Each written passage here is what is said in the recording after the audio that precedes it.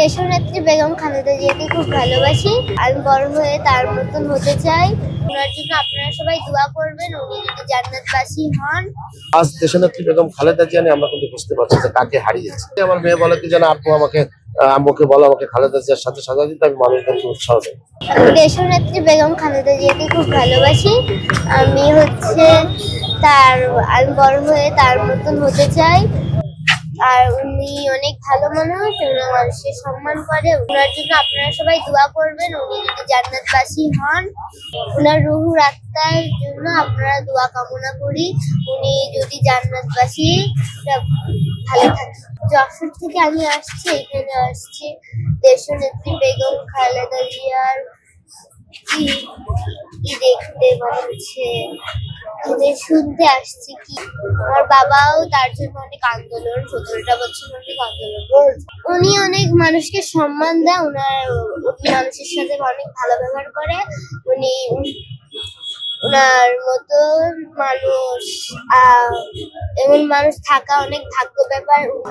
আমরা জাতীয়তাবাদী দলকে ভালোবাসি এবং দেশনেত্রী বেগম খালেদা জিয়া ওনাকে আমি ছোটকালের থেকেও ভালোবাসি এবং আমার পরিবারও ওনাকে ভালোবাসে। কারণ উনি বাংলাদেশের শুধু নেত্রী না, ওনার নাম কিন্তু সারা বিশ্বে আছে।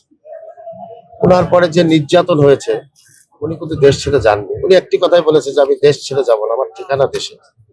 আমি দেশের কোনো নেতাকর্মীকে ফেলে আমি যাব না এবং দেশের সাধারণ মানুষের জন্য তাদের নৈতিক অধিকার দাবি ফিরিয়ে আনার দাবিতে কিন্তু উনি কিন্তু আন্দোলন করছিলেন।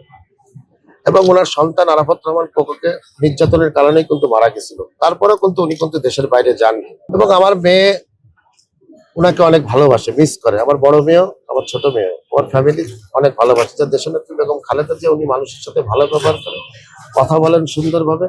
শেখ হাসিনার মতন অত বাজে ব্যবহার করে না, মানুষদেরকে মূল্যায়ন করে, বড় ছোট যাই হোক না কেন। এবং দেশে উন্নয়নের কথা তিনি চিন্তা করেন। আজকে দেশ ও জাতির জন্য আমি মনে করি দেশনেত্রী বেগম খালেদা জিয়ার বেঁচে থাকার প্রয়োজন ছিল।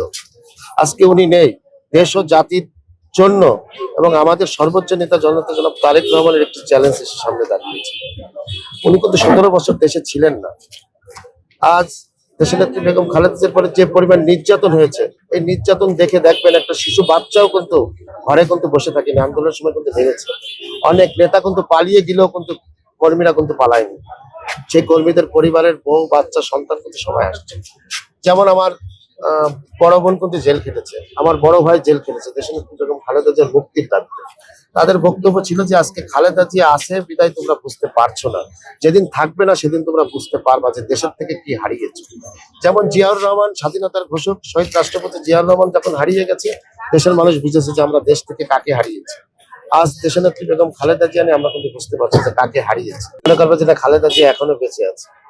মাঝে আপনারা জানেন একটু গুজব উঠছিল, সেই গুজবে কিন্তু আমার মেয়ে কিন্তু কেঁদেছে। যার কারণে তখন থেকে আমার মেয়ে বলে কি যেন আপু আমাকে আম্মুকে বলো আমাকে খালেদা জিয়ার সাথে সাজা দিতে, আমি মানুষদেরকে উৎসাহ দেব যে নেত্রী এখনো বেঁচে আছে, মা ও মাটির নেত্রী এখনো বেঁচে আছে। এই কথাটা আমার মেয়ে সবসময় আমাকে বলে।